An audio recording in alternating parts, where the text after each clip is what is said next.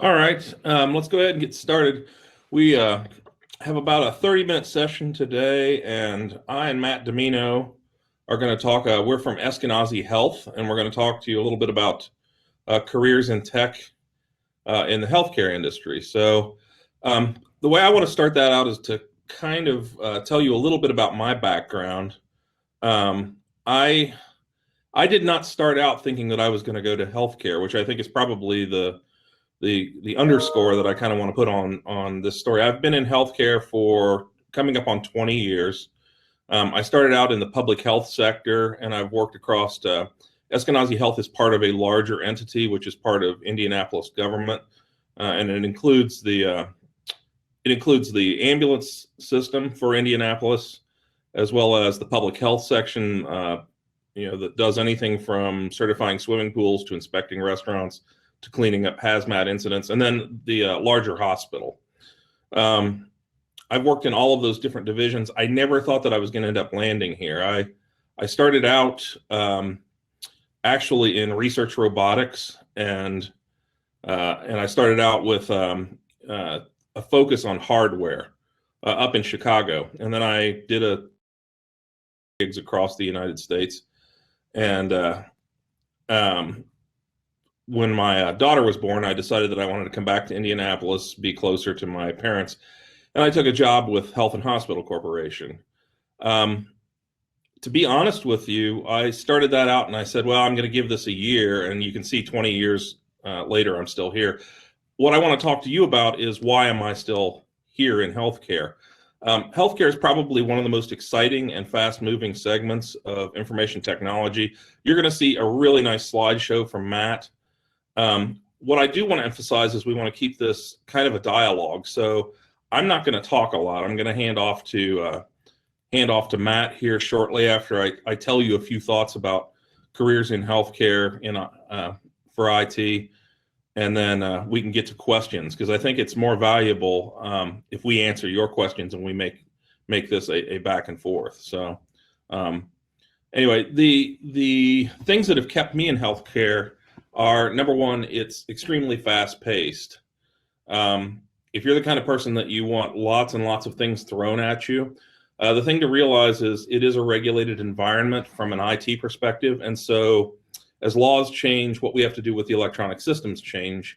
It has been an opportunity for me. I have implemented a large accounting system for all of SAP, for all of Health and Hospital, as well as their EHR, which we use the Epic platform, and we're getting ready to roll that out to other divisions of the organization. So point being on that, you have a lot of opportunity to engage in really large projects that change the landscape.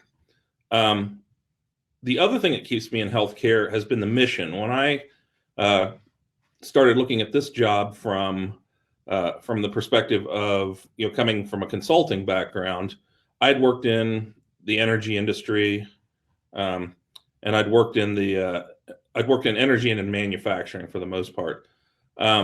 When I came to healthcare, the thing that I suddenly found was you were really changing people's lives, particularly at a place like Ezkanazi, where our mission is to serve people who might not otherwise get services.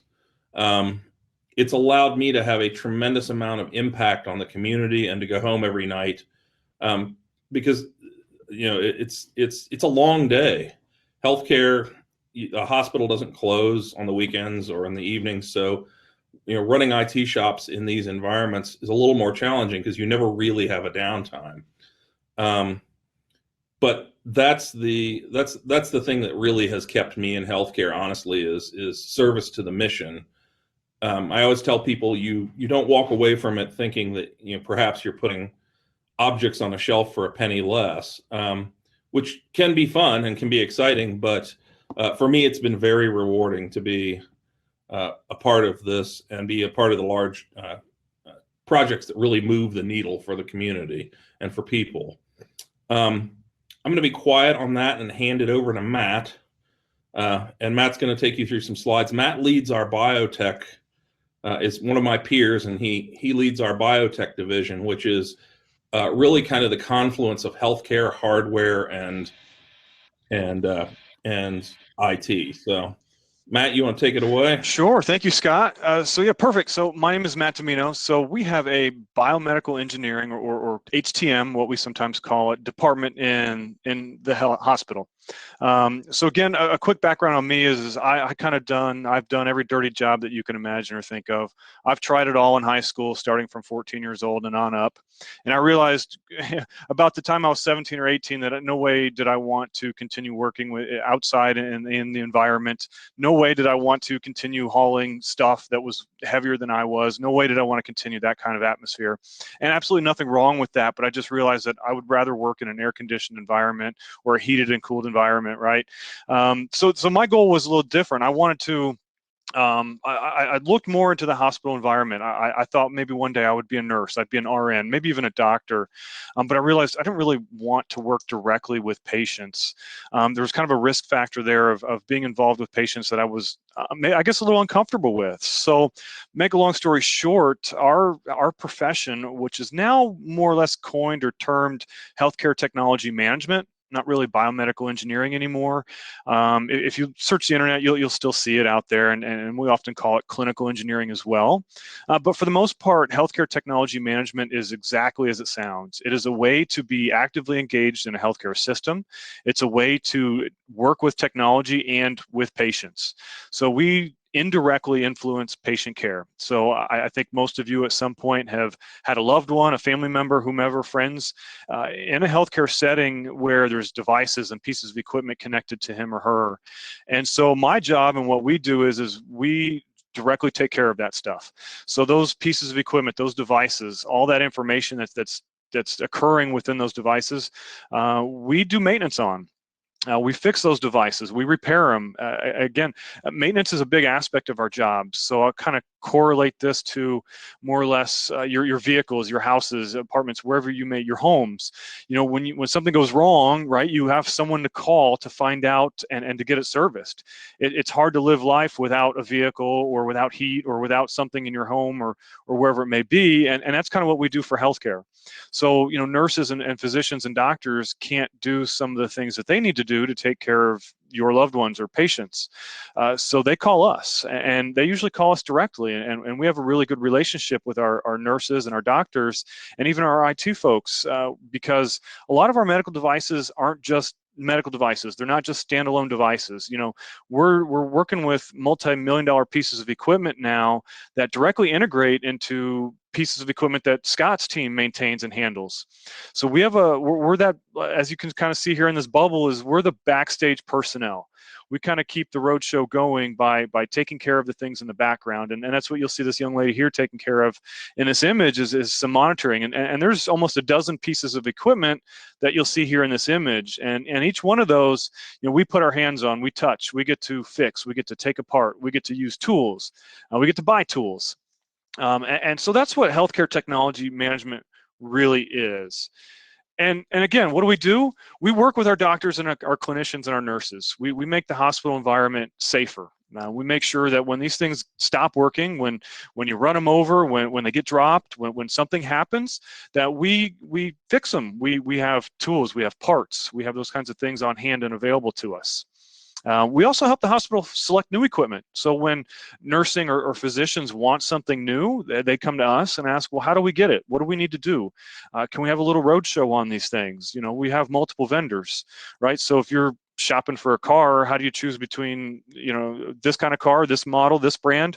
We do the same thing with our medical equipment. We kind of help them with those features and functions and demonstrate those. We do a lot of training. So we like to help our clinicians and our users and our staff understand how the device operates. You know, they tend not always to read the full service manual or the book, so we do, and we try to correlate that information and help our staff. Problem solving, as mentioned, there's a lot of integration. So if you're interested in IT, if you're interested in networking, you're interested in data, you're interested in databases, you know, any kind of, even coding and programming, you know, it's not something we necessarily do, but it's something we integrate with. We make sure the data from our devices and all that information gets from point A to point B. And we may not be point B, and maybe that's where Scott's team resides, but we need to make sure that it comes out of point A to get there. So as mentioned, we partner with IT to make sure that that data gets to and from. We also investigate medical device incidences. So when we have, on occasion, if there's a problem, maybe there was an injury or some other result that was negative, we'll investigate that outcome. So we'll take apart the device, we'll evaluate, we'll look at logs and statistics and information to kind of help understand what that might look like or what caused the problem, the root cause of it. And on occasion, we'll help design new hospitals. So we might participate with when there's a new build, when there's maybe new construction on how does the equipment fit? Can we help with those drawings and those designs? So why HTM or biomed or biomedical engineering or again, clinical engineering? Well, the jobs are plentiful. Just like in IT and IS and in security and in healthcare in general, we need people, and the pay and benefits are tremendous right now. And one of the things I can tell you at Ezkanazi Health and within our department itself, in the last year, we've hired 5 college students before they even graduated, which is unheard of. When I started over 15 years ago, you had to complete your degree, you had to be done and out of school, and really most people wanted experience. And that's not really what's happening today. Today we want high school students. We want to engage with you all and help you get on the right path, get you into the college platform, and then as you start to learn, we can teach you the real true skills that you need to be able to do this kind of job in our environment. So as mentioned, job satisfaction is extremely high as well. More than 80% people surveyed say they're happy with it. And I can tell you one thing, my day is never exactly the same. So one function or one aspect about this job that I love more than anything else is every day is different. And every day can build upon the previous or the next day. So we do tend to stick to schedules and calendars and things like that.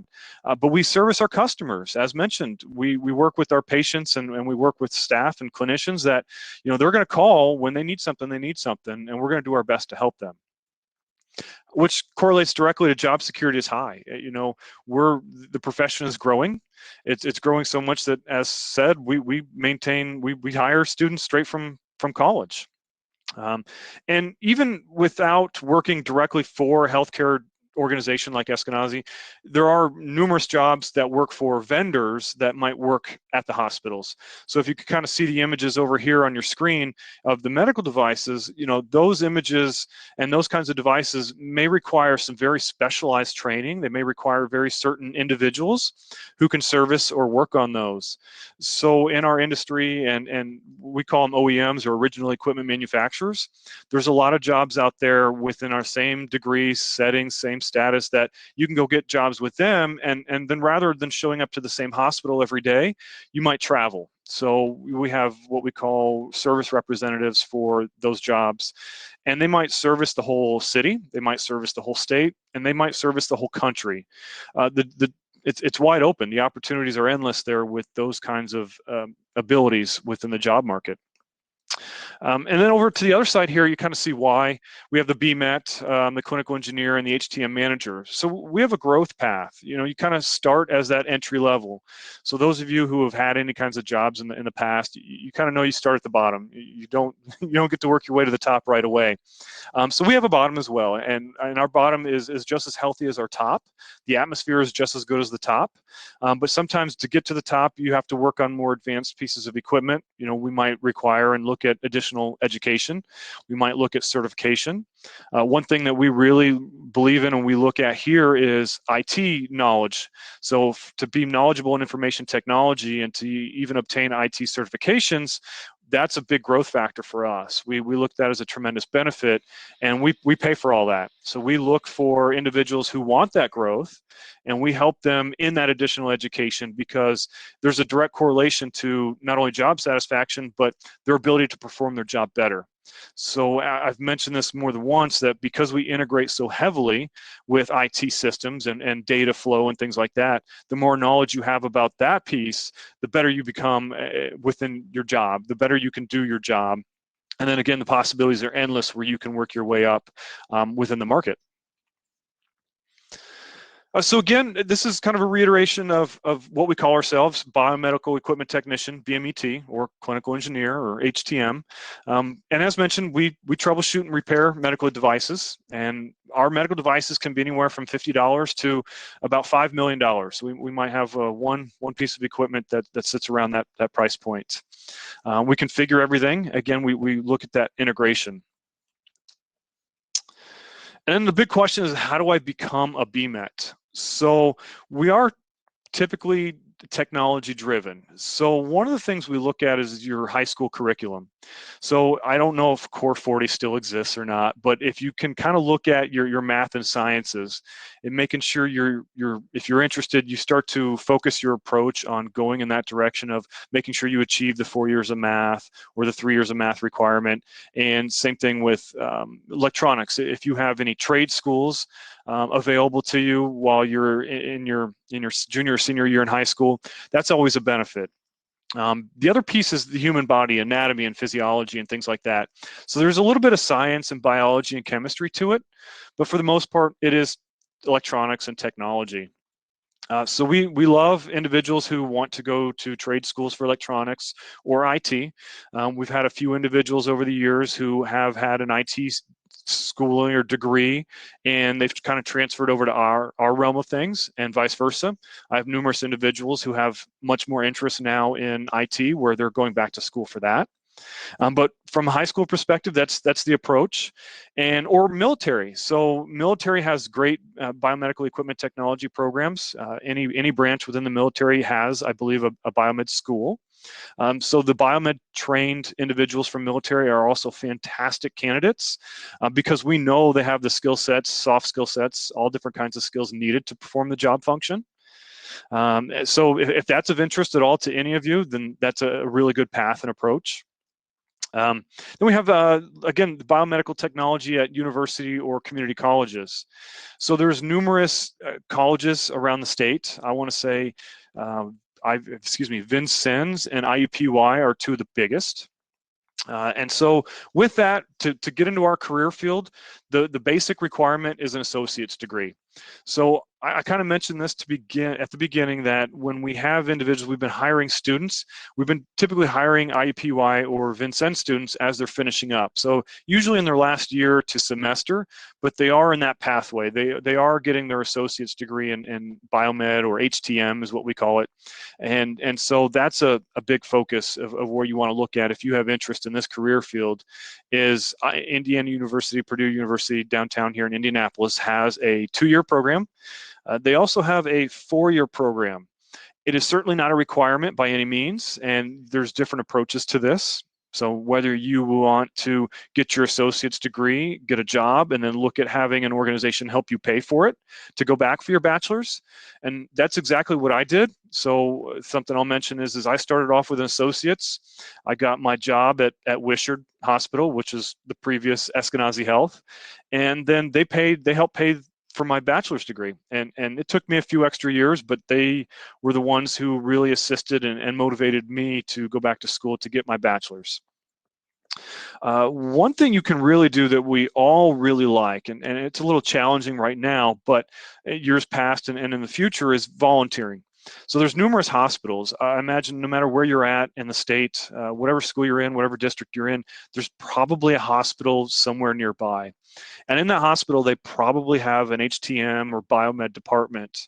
And a really good way to understand our field a little more and to get a little more background and be comfortable with it is to go and approach those individuals. See if you can volunteer. We have here at Ezkanazi at least 2 volunteers almost every semester, or I guess you can say 4 per year. The volunteers come in anywhere from just 2 hours a week to about 16 hours a week. We've had some individuals who spend a lot of time here. So once you hit that point where you can drive or you can get to and from, we love volunteers because there's little tasks that we can get you involved in. There's projects we can get you involved in, and you get that firsthand experience. which also can help with an internship. So if you were to approach schooling, if you were to go to the universities to get an associate's degree, a lot of those universities might require an internship, and if you've had some volunteer experience, sometimes that's already a shoe-in, or you've already done your time, your tenure there, so you don't have to go and spend more time again. So that's a tremendous benefit now from a volunteer perspective. So that's all I have from a slide deck, and I know I'm speaking really quickly to try and make sure we get through everything here, but let's go to our questions. I wanted to add just a couple of things, Matt. That was really nice presentation. So if you were interested in pure IT, I went to IU and to Ball State. Ball State has an outstanding programs, and Matt makes a good point that both IU and Purdue, either at their remote campuses or here in IU, have good programs for information technology, just as a generalized field. One of the things that I wanted to add on is like kind of the buzzwords. If you were trying to decide what are the things that you want to study or look into, what I would urge right now, the hot topics are for our field are security. Matt has a background in security, as do I. And the other thing would be informatics, how you use health information. That is really at the intersection of a lot of the regulations that are being driven in the industry right now. And IU has a particularly good informatics program, but all of the major universities here have informatics programs. They also have informatics associate's degrees and add-on continuing ed for if you're interested in those sorts of things. Matt, we have the first question is what are the biggest vendors that we use? And I think that's probably a little different for Matt than it is for me. At a base level, we use everything is supported on a platform that is mostly Microsoft, Unix, and Cisco. Our networking infrastructure is Cisco. And then when you get up into the software stacks, as I mentioned earlier, we really have two very large buckets, which is the admin side. So think of that as all the billing and the general operations of the hospital. And then we have the clinical side, which is managed largely by Epic, and we use Fuji as our radiology system. Yeah, and from our standpoint, we have on the books 20,000 medical devices. So, when it comes to vendors, there's hundreds. Now, what we try to do is condense that. We try to keep a lot of our vendors very specific and with like make and models, so we don't have too much across the board. But a lot of our imaging vendors, so radiology devices, which are our biggest ticket items, we have vendors like Philips and Siemens and GE. There's Draeger for anesthesia, and so a lot of these vendors produce multiple products. So again, if you were in the job market, if you're hunting, goodness, you could spend all day looking at those vendors and their websites and see. And a lot of these vendors might only have one or two field service engineers or representatives in the area. So there's, even though there's a lot of jobs, if you're very interested in one particular vendor, it may not be in the one modality or one area of interest that you have. So if you're flexible and you want to learn different things, they're totally open there with vendors. We have a question of how our lives have changed under COVID. So we went to, for those who weren't doing direct patient care, we went to a heavily work from home. IT is ideally suited for that. Biomed, I'll let Matt talk about that a little bit. But from an IT perspective, right now we cycle people through people are on site 2 to 3 days. That lets us, and we're in a very geographically large area in the hospital, a big field of cubes. So we had to make some adjustments. I think the main difficulty has been how we interact with each other. Everybody has gotten very used to sessions like this, but a lot of what you get done face to face. And I think it took a lot of relearning for the 6 months of how we interact with each other, particularly on the IT side. So, Matt, you want to talk about what it's been like? Sure. We're more boots on the ground. So we haven't had any remote being able to work from home. So for the most part, all of our individuals have been here in the hospital day to day, because we have to support those pieces of equipment. So what we've done from a COVID perspective is we've had to make sure that the devices that we know that are being used on those kinds of patients are always available. They take higher priority. So if you look at it from a ticketing or a priority standpoint, when we know that they're coming from a particular floor or area or care unit, we'll make sure that we do the turnaround very quickly, as fast as we can, and in a safe manner, obviously. And then we make sure we order parts. So spare no expense right now with the parts, and to have everything available, because we don't want anyone to become injured. We don't want anything to happen negatively because we weren't able to get it back into service in a reasonable time. And then there's obviously requests for new pieces of equipment because of COVID. So that's taken a lot of our time, is we've been able to acquire funding specific for COVID and ventilators and things like that. So we've added on a whole new fleet of ventilators, which requires a lot of time and effort to test and maintain and verify, because they're considered life support devices. So we have to make sure that we regularly get a chance to test those. So it has been a challenge, but we've adapted. Somebody asked, would we say it's harder for our work days for COVID, and why or why not? I think it varies from an IT perspective. It varies by what you do. The analysts who do the direct programming, it's been a little bit easier, but the truth of the matter is what we have in the hospital are customers. And it makes it hard to interact with our customers. I kind of alluded to that earlier. It's also been personally hard for me, just because I'm energized by interacting with the various people and with the customers and seeing the impact on care.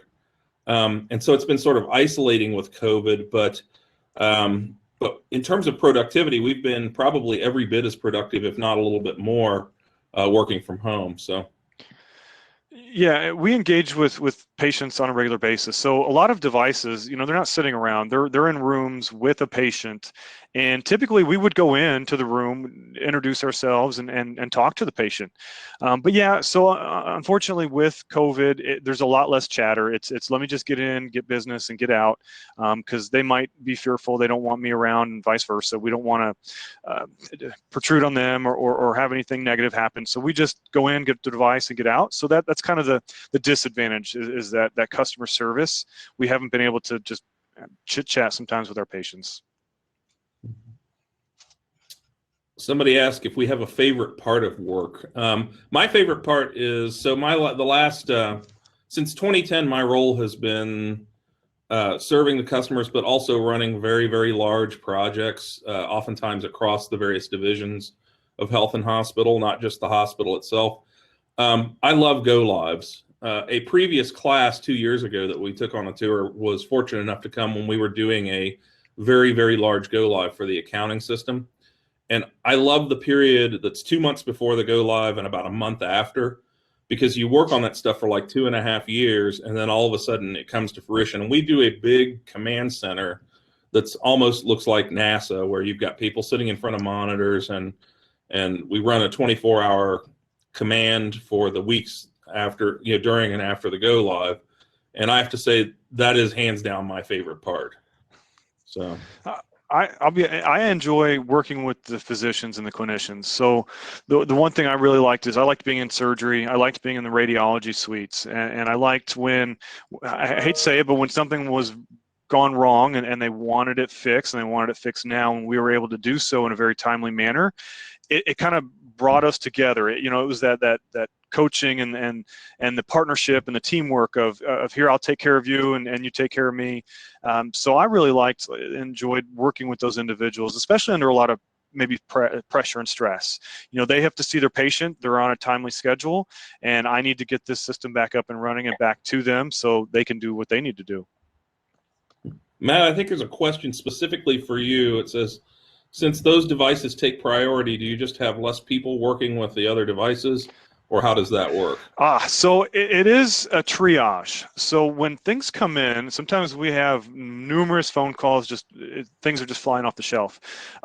So what happens is we have a large group of individuals, and each individual gets to treat their career as their own business.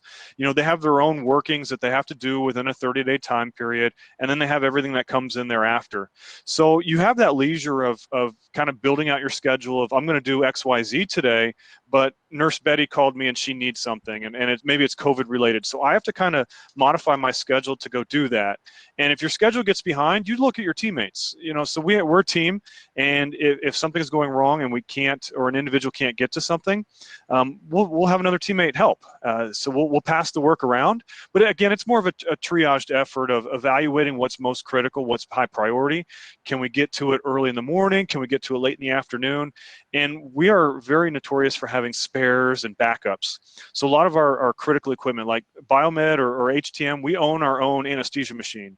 And that's just so we can, if we have something go wrong or if we want to do a swap, we have one that we can just wheel right up, give it to them, and take their broken or bad one. So there's really no downtime. I'm going to have to apologize because I have to move on. I'm going to leave you in Matt's capable hands. And the moderators have our contact information. If people have questions after the fact, they can get those at least to me. I won't speak for you, Matt, but I'm assuming they can Sure. get them to you too. Yeah. All right. Well, thank you so much. I feel like these are always more hurried than I want them to be, but if people have other questions, they can always reach out. And thanks for coming to this session. Yeah, so Scott's leaving. A couple of things. I do have a link. So that was part of where my presentation came from. So we do have an organization, AAMI, who helps support students. Amy is the name of that organization. So if you have interest in this career field, if you have interest in that, they do scholarships. They provide you with direct links and pamphlets and information for the next steps. And again, whether you're just asking questions because you're a sophomore, freshman, junior, whatever it may be, you know, what kind of courses do I need to take? Those links and that website in general will help you kind of decipher a little bit more of it. There should be some videos.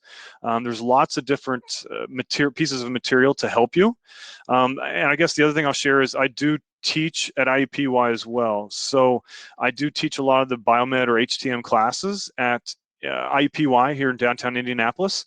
And for us, we do have several courses that are IUPUI that we teach at Ezkanazi Health. So rather than just sitting in a brick and mortar classroom, or I guess even online, we have two courses that actually come to the hospital where you get to touch medical equipment, you get to touch tools, you take things apart, you get to troubleshoot. There's oftentimes where we'll get you in front of nurses or clinicians and work out a problem. You know, they'll have a statement or something's going wrong, and they'll ask you to interact with them to try and solve a problem.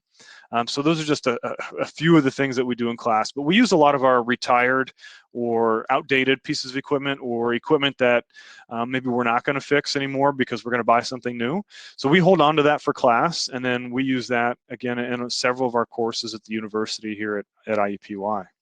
Let me see if there's any more questions here. Nothing else? Okay, let's see. Several attendees. So I don't have anything else to add. I think we're pretty close to our time. So 103, yeah. So if there's nothing else, then I will take off, and you all can have your next session. I do appreciate your time. Thank you very much for joining. If you have any questions, again, as Scott mentioned, reach out. The moderator has our information, and we'll be in contact. All right. Thank you.